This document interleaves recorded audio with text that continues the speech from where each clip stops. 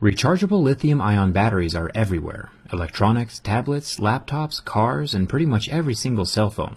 And most of the time these lithium batteries are incredibly safe, as long as the lithium failsafes are in place. Failsafes that work. Samsung just voluntarily recalled an estimated 2 million Galaxy Note 7s as a safety precaution, since some of the batteries are exploding inside of the phone. Obviously, random explosions are not a feature that most people look for when purchasing a cell phone. So let's take a look at the Note 7 and assess why it might spontaneously combust.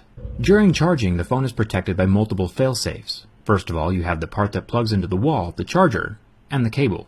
If the charger is faulty or not designed specifically for your phone, it can affect the safety of the battery. It can destroy the battery's protection circuit, which I'll show you in a second. The charging port is also a failsafe. It tries to do its best to protect the phone and the battery from faulty chargers and incorrect electrical flow. But as a last resort, the battery also has its own failsafe built in. Here's where the battery plugs into the motherboard to receive its juice and supply the phone power. Then we have this circuit board, also called the protection circuit, at the top of the battery. This controls the flow of electricity and the temperature of the lithium.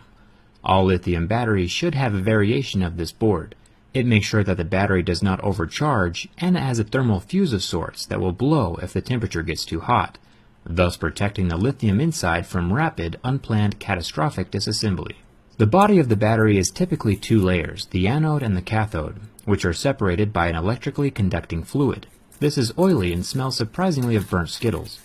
The combination of these elements allow your phone to charge and function as long as the battery protection circuitry is working correctly, and the electricity and the temperature of the lithium are regulated. If it is not regulated correctly during charging, the lithium will react violently. So if we look at one of the exploded phones, we can see which of the failsafes is failing at being safe. The charging port sits here inside of the phone, and there are no burn marks near the port, or where the port connects to the motherboard. But we do see some scorching where the battery sits. Not where it plugs into the main board, which would be about here, but it explodes in the center of the battery, around the battery hole in the thick aluminum midframe.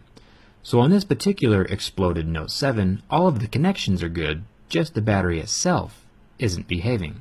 Tesla cars are also powered by lithium batteries. The Model S had a small issue at the beginning of production where the batteries on the undercarriage could get punctured by debris on the road, which could cause the lithium battery under the car to explode.